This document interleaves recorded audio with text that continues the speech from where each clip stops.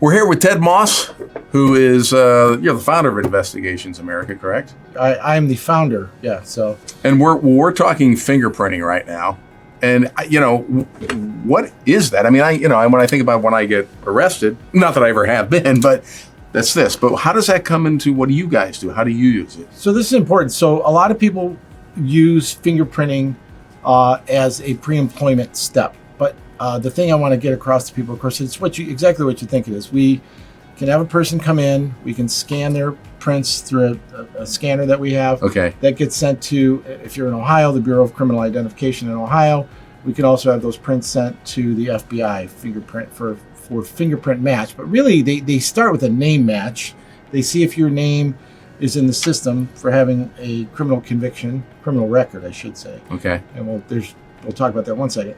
And then they use the fingerprint to make sure that if you've ever been booked, you're the right person. Now, you may not have your fingerprints on file, so it's not what you think. It's not like they're running the fingerprint and they're going, aha, there's Ted, there's Randy, yeah. we got you. They're starting with name, social security number, driver's license number. They're making sure that you are who you say you are. So we're just facilitating that process so that then that information, if there is a criminal hit, then that gets sent to the employer. The difference is these are for legislatively mandated fingerprint checks. So for instance, if you have what they call care, custody, or control of children, you're working at schools, you're working at a nursing home with the elderly. If it's for some kind of licensing, you're going to get your real estate license.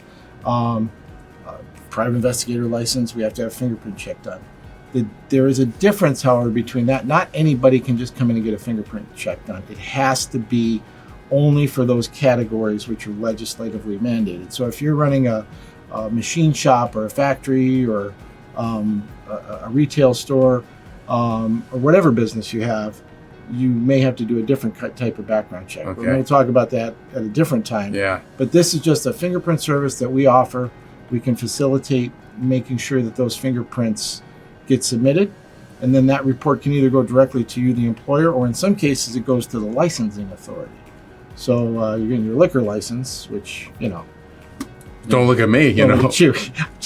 But, say you want to open a bar, Randy's Place, yeah, right? Sure. You're going to have to go get a liquor license. And as you mentioned, these are for positions for people mandated, have to have it done. So it's not, and I was going to ask, is it odd for a business owner to have to ask his employer, hey, go get a fingerprint, right. But they have to do right, it. And they're not, right, for the employer, that's actually, they're off the hook, like, hey, you got to go get this. It's great. Yeah. We do offer employment screening for people that don't fall into that category, and it still involves a criminal record check and a driving record and all that, but we'll talk about that in another video. But this is it's important to know that this is there. And the last thing I would say, and this is what people have to understand, the way it works, it's almost a pass-fail. So for some licenses, they have what are called disqualifying convictions. So if you're going to work, obviously, with children, any kind of sexual impropriety, any kind of sexual offense, you're disqualified. They don't necessarily send the employer a rap sheet of everything that's happened. Okay. So they just say you passed or you didn't. Just pass, fail. That's pass, just all fail. there's. Yeah. But Ted, let me ask you though, how I know you can do the fingerprints, but how do you know it's me that walked in your door? Sure. Giving the fingerprint. It's not like you see on NCIS where we put something in the computer and your picture comes up and all that. It's just very simple. You have to have a valid ID, just like you're walking Ohio ID, or if we do get minors come in. If you're a parent, you have to come in, and validate their identity, and also give us authority to run those prints. Makes sense. It's kind of crazy because juveniles generally their criminal record doesn't count, but the license, the state legislation doesn't delineate. But we got to make sure you are who you say you are. Bring us an ID, Ohio driver's license.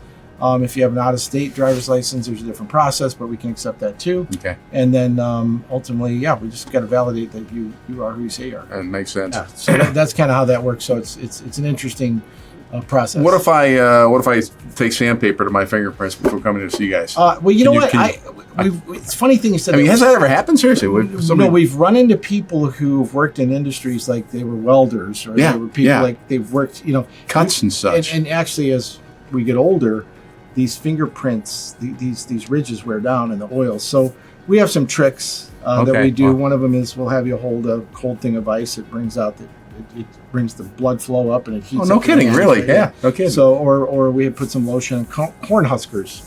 We ask I you- know that. My dad used to use that many years Yeah, ago. So Yeah. we'll have you rub lotion on, and it does help bring out the fingerprints. But we've had a few where we've had to actually do ink cards because the scanner won't pick it up. Well, So sometimes the old-fashioned way works best. But sometimes. if you got employees, you want to make sure they're on the level. So Investigations America and Ted and his group can take care of it. And Ted, thanks a lot. Thanks, Randy.